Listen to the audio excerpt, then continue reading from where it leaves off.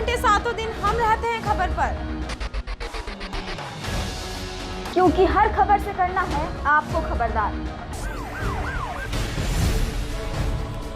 अब शहर की किसी हलचल से चूक न जाए, इसलिए तत्पर रहता है खंडवा हलचल।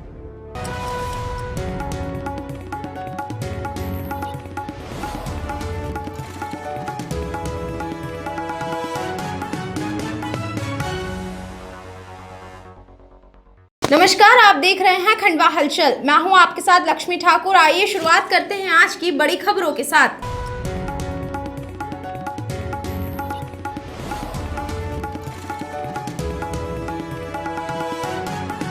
शहर में बड़े ही धूमधाम के साथ क्रिसमस का पर्व मनाया गया। प्रभु यीशु के जन्मोत्सव से पर्व की शुरुआत हुई।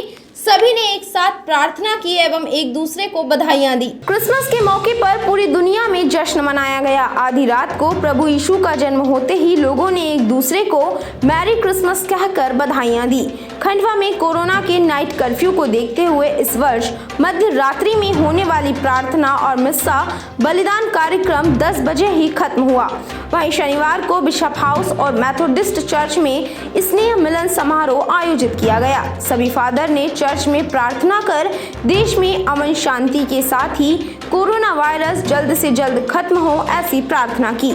गणेश तलाई स्थित सेंट मैरीज चर्च व मेथोडिस्ट चर्च में प्रभु यीशु के जन्मोत्सव के लिए विशेष झांकी तैयार की गई है। झांकी में मां मरियम और प्रभु यीशु की प्रतिमा रखी गई है। इसके साथ ही पहाड़ व झरने भी बनाए गए हैं, जिसे निहारने बड़ी संख्या में लोग पहुंच रहे हैं। पर्व की विशेष प्रार्थना के बाद सभी ने मैरी क्रिसमस कहकर एक दूसरे को शुभकामनाएं दी और तोहफे वितरित किए। शुक्रवार रात से शुरू हुआ बधाइयों का दौर शनिवार दिन भर जारी रहा। खंडवा में कोरोना पॉजिटिव मरीज आने के बाद प्रशासन अलर्ट हो चुका है। एसडीएम व सीएसपी ने जिम ट्रेनर्स के साथ मीटिंग कर प्रोटोकॉल का पालन करने की हिदायत दी। खंडवा में 84 दिन बाद कोरोना रिटर्न होते ही प्रशासन अलर्ट मोड में आ गया है। एसडीएम और सीएसपी ने कमान संभाल ली है और इसी बीच एसडीएम और सीएसपी ने आनन फानन में जिम संचालकों और ट्रेनर्स के साथ मीटिंग की। इसके साथ ही बाजार में घूमकर अफसरों ने लोगों को एक बार फिर कोरोना के प्रोटोकॉल की याद दिलाई। एसडीएम ने मीडिया से चर्चा के दौरान बताया कि प्रशासन द्वारा पहले समझाइश दी जाएगी, इसके पश्चात सख्त रवैया अपनाते हुए नियमों का पालन न करने वालों पर कार्यवाही होगी। जैसा कि पता है, कल से राज्य शासन ने नाइट कर्फ्यू की घोषणा की है। रात्रि कर्फ्यू रहेगा 11 से 5 में। पिछली वेव का अनुभव ये रहा है कि इसी समय से लापरवाही रही थोड़ी बहुत और फिर अनकंट्रोल तरीके से फैल गया कोरोना। तो अभी जिला प्रशासन और जो है राज्य शासन ये चाहता है कि हमारा शहर सुरक्षित रहे कोरोना से, इसलिए एंटीसिपेशन में अग्रिम रूप से जो है कुछ कार्रवाइयाँ करना है। इसी उसमें जो है कलेक्टर महोदय द्वारा कल 144 का आदेश भी निकाल दिया गया है। रात्रि 11 से 5 तक नाइट कर्फ्यू रहेगा। इसके अलावा जहाँ पब्लिक गैदरिंग होती है, जैसे सिनेमा हॉल हो गए, मैरिज हॉल हो गए, जिम हो गए, होटल हो गए, रेस्टोरेंट हो गए, उनके लिए भी गाइडलाइन जारी की गई है। कई काम करें। अभी जैसे जिम संचालकों को बुलाया था, ऐसे ही कल होटल संचालकों को, रेस्टोरेंट संचालकों को, मैरिज गार्डन वालों को भी बुलाया जाएगा। उनके यहाँ पर होने वाले कार्यक्रमों में जो है जितने भी लोग आएंगे उनका डबल डोज वैक्सीनेशन होना बिल्कुल ज़रूरी है। साथ में सैनिटाइजर का उपयोग, कोविड के जितने भी प्रोटोकॉल है वो उनको पालन करना पड़ेगा, तभी जो है वो अपने संस्था का, अपने जो है होटल का, अपने रेस्टोरेंट का संचालन कर सकते हैं। इसके अलावा मार्केट में भी हम लोग जो है रोको टोको अभियान चलाएंगे। जो व्यक्ति मास्क नहीं लगा रहा है, जो व्यक्ति सोशल डिस्टेंसिंग का पालन नहीं कर रहा है या किसी भी प्रकार के कोविड के प्रोटोकॉल का उल्लंघन कर रहा है, तो उसको भी लोगों को जागृत करेंगे। अभी 2-3 दिन समझाइश का ही काम चलेगा। उसके बाद फिर नहीं मानने वालों के खिलाफ पुलिस के माध्यम से सख्त कार्रवाई करते हुए चालानी कार्रवाई भी की जाएगी। तो धीरे धीरे जो है हम लोग कुल मिला के लोगों को उस माहौल में ढालने के लिए तैयार कर रहे हैं जो हम भूल चुके हैं। कोविड के अनुसार हमें हमारा व्यवहार रखना होगा। Thank you. हमें कुछ निर्देश दिए गए हैं जिसके अंतर्गत कि जिम में आने वाले समस्त सदस्यों का हमें वैक्सीनेशन का सर्टिफिकेट लेना है और सैनिटाइज़र वगैरह इस प्रकार की और सोशल डिस्टेंसिंग, इन नियमों का हमको पालन करना है। और हम प्रशासन के साथ पूरी तरीके से कंधे से कंधा मिलाकर कोरोना की लड़ाई में उनका साथ देने के लिए समस्त जिम संचालक और समस्त बॉडी बिल्डिंग एसोसिएशन के सदस्य और जो सभी खिलाड़ी इसके लिए हमेशा तत्पर और तैयार रहेंगे। ठीक है, परिचय दे दो। मेरा नाम चेतन गोहर, जिला body building association secretary. Khandwa शहर में दिन दहाड़े एक महिला के साथ लूट की वारदात हुई। बाहरी बाधा का झांसा देकर साधु के वेश में दो युवकों ने महिला से 45,000 रुपए की ठगी की। नगर निगम क्षेत्र में शुक्रवार दोपहर वृद्धा के साथ ठगी की वारदात हुई। वृद्धा बैंक से पैसे लेकर घर जा रही थी। इसी दौरान साधु के वेश में उसे ठग मिल गया। उसने कहा कि तुम्हारे ऊपर बाहरी बाधा है, इसे दूर कर दूंगा। 10 कदम दूर जाकर आंख मूंद कर भगवान का नाम लो और फिर देखो चमत्कार। बुजुर्ग ठग के झांसे में आ गई और जैसे ही जाप करने के बाद आंख खोली तो सामने न तो ठग था और न ही उसकी रुपयों से भरी थैली। कोतवाली पुलिस के अनुसार इंदौर नाका निवासी 65 वर्षीय कुसुमबाई पोते के साथ बैंक पहुंची थी। वहां खाते से 45,000 रुपए निकलवा कर एक थैली में रखे और घर लौटने लगी। पोता उन्हें नगर निगम के पास छोड़ गया था। बुजुर्ग पैदल घर जाने लगी, तभी उन्हें खड़गपुरा मेन रोड के पास ठग मिल गया। वह गले में माला और कुर्ता पैजामा पहनकर साधु का वेश धारण किया हुआ था। बुजुर्ग को उसने रोका और कहा कि मैं साधु हूँ, हरिद्वार से आया हूँ। तुम्हारे ऊपर बाहरी बाधा है, मैं तुम्हारी हर परेशानी को दूर कर दूंगा। बस एक अगरबत्ती का पैकेट ले आओ। कुसुमबाई कुछ समझ पाती इससे पहले एक अन्य युवक वहां पहुंचा और उस ठग के पैर पड़ने लगा। उसने कहा कि आप बड़े साधु महाराज हो, मेरी भी समस्या दूर कर दो। कुसुमबाई के सामने आए युवक ने कहा कि बाबा मेरी परेशानी दूर कर दो। इस पर ठग ने उससे कहा कि तुम 10 कदम पीछे जाओ, आंख बंद कर 20 बार भगवान का नाम लो, फिर देखो चमत्कार। युवक ने वही किया जो ठग ने कहा। उसके बाद ठग ने आंख खोलकर कहा कि बाबा मेरी समस्या का निराकरण हो गया, मुझे भगवान के दर्शन हुए हैं। कुसुमबाई यह सब देख रही थी, इसलिए वह ठग पर विश्वास कर बैठी। फिर साधु ने कहा यह देखा, इसकी समस्या दूर हो गई है, अब आप इसी तरह पीछे जाकर भगवान का जाप करो। कुसुम ने साधु को थैली पकड़ा दी और 10 कदम पीछे हटकर भगवान का जाप करने लगी। जैसे ही आंख खोली तो न तो साधु था और न ही वह युवक। उनकी रुपयों से भरी थैली लेकर दोनों रफू चक्कर हो गए। एक आवेदिका द्वारा थाना कोतवाली पर शिकायत दर्ज कराई गई है कि 2 अज्ञात व्यक्तियों द्वारा उसके ऊपर संकट आने जैसी बातों में विश्वास में लेकर थोड़ी कुछ कहानियाँ बनाकर उसके पास रखे 42,000 रुपये और जो उसकी थैली में कुछ कपड़े और दस्तावेज थे जैसे आधार कार्ड और बैंक की पासबुक, ये चीज़ें उसे धोखाधड़ी करके और उसके पास से ले गए। इस संबंध में हमने आवेदिका की सूचना पर अपराध पंजीबद्ध किया। वो कुछ परिचित था क्या वो बुजुर्ग महिला? नहीं, अभी तक की जो जानकारी है उसके अनुसार वो उसे अचानक ही मिला था, उससे परिचित नहीं। पूर्व प्रधानमंत्री व भारत रत्न अटल बिहारी वाजपेयी के जन्म दिवस को भारतीय जनता पार्टी द्वारा सुशासन दिवस के रूप में मनाया गया। इस अवसर पर सभी मीसा बंदियों ने एकत्रित होकर आपातकाल के समय बलिदान देने वाले नेताओं को श्रद्धांजलि अर्पित की। देश के पूर्व प्रधानमंत्री भारत रत्न अटल बिहारी वाजपेयी की जयंती के अवसर पर खंडवा की अग्रवाल धर्मशाला में भाजपा की मीसा बंदियों ने कार्यक्रम का आयोजन किया। इस कार्यक्रम में पूर्व राज्यसभा सांसद एवं मीसा बंदी रहे मेघराज जैन और खंडवा सांसद ज्ञानेश्वर पाटिल सहित बड़ी संख्या में भाजपा के कार्यकर्ता नेता शामिल रहे। इस दौरान मीसा बंदी मेघराज जैन ने मीसा कानून के तहत बंदी बनाए गए अपने साथियों से जुड़ी घटनाएं बताई। कार्यक्रम में सांसद ज्ञानेश्वर पाटिल ने मीसा बंदियों को शॉल श्रीफल भेंटकर सम्मानित किया और आपातकाल के दौरान बलिदान देने वाले नेताओं को याद किया।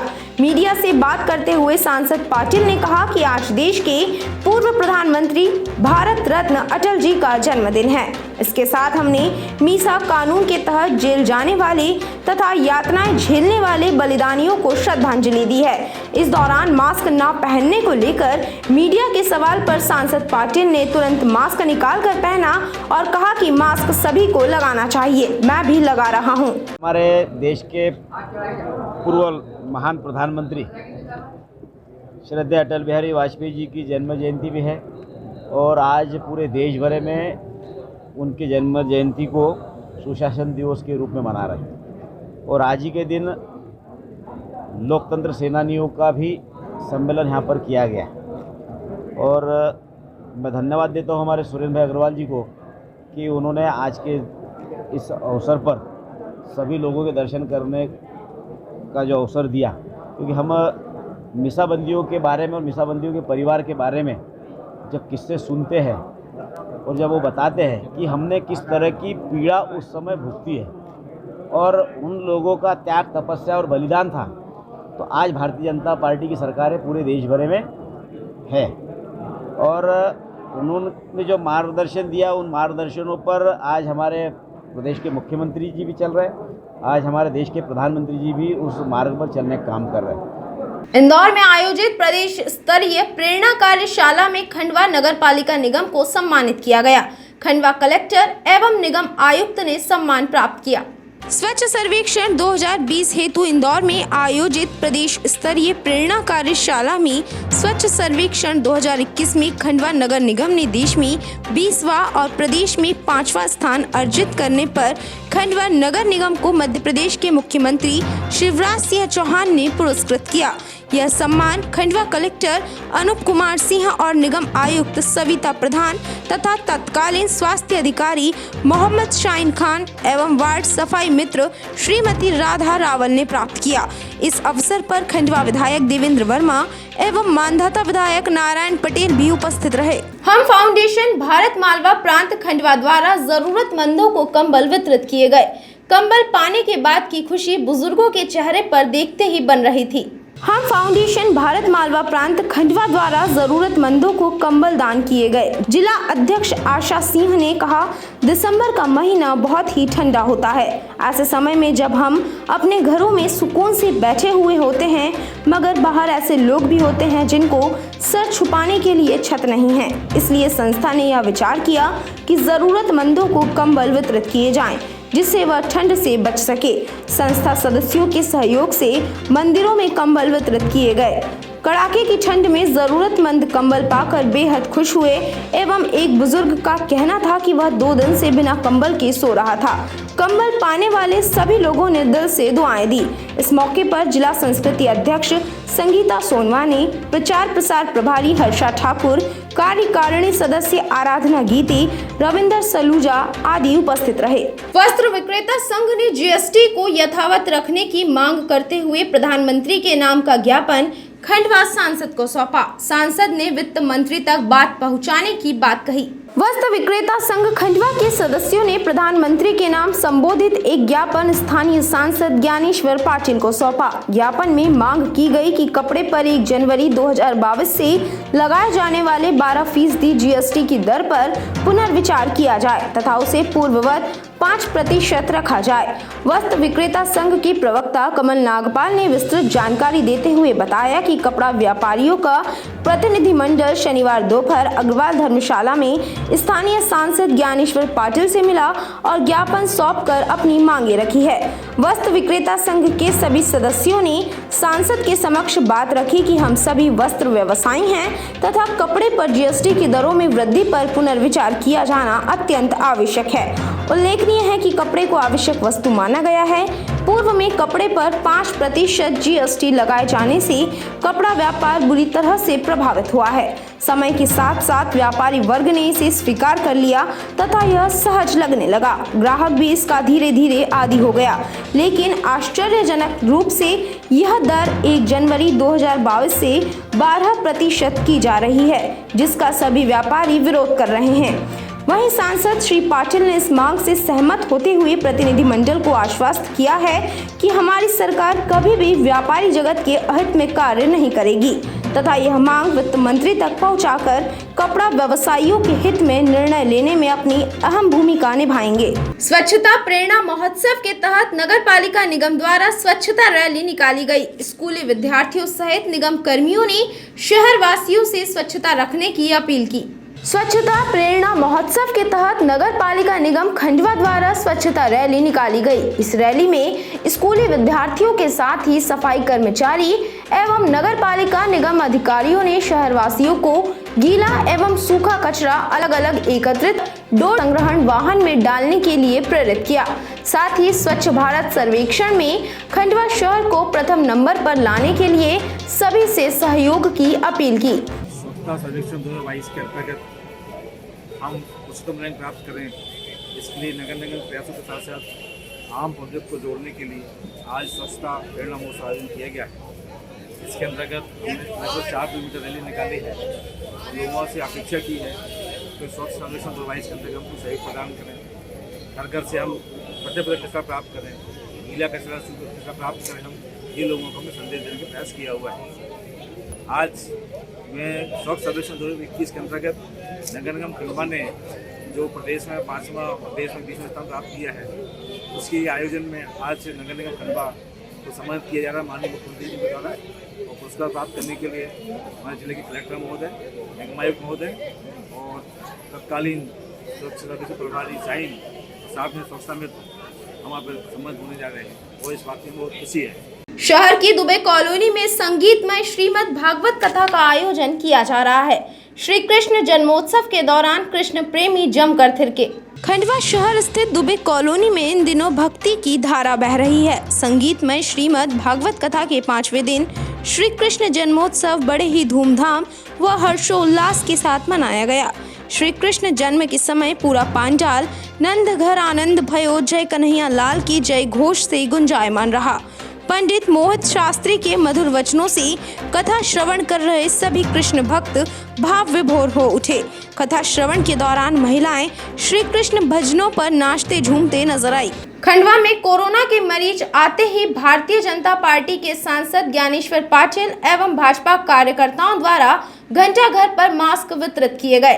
सांसद ने सभी से मास्क लगाने की अपील की। देश के भूतपूर्व प्रधानमंत्री स्वर्गीय अटल बिहारी वाजपेयी के जन्मदिवस के उपलक्ष्य में खंडवा सांसद ज्ञानेश्वर पाटिल एवं साथी कार्यकर्ताओं द्वारा घंटाघर क्षेत्र में मास्क का वितरण किया गया।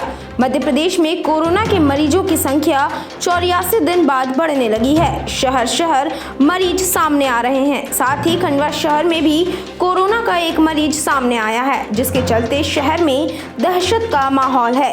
सांसद ने शहर की जनता से अपील की है कि सभी कोरोना गाइडलाइन का पालन करें, मास्क लगाएं एवं वैक्सीन की दोनों डोज अवश्य लगवाएं। बिल्कुल आपकी बात सर आंखों पर, और निश्चित रूप से हम लोग मास्क का उपयोग सब जनता को संदेश देते हैं। और मैं अभी जेब में से निकाल कर आपके सामने ही मास्क लगाने का काम करता हूँ, और आगे भविष्य में सबको संदेश भी देंगे कि मास्क लगाकर ही हम घर के बाहर निकले।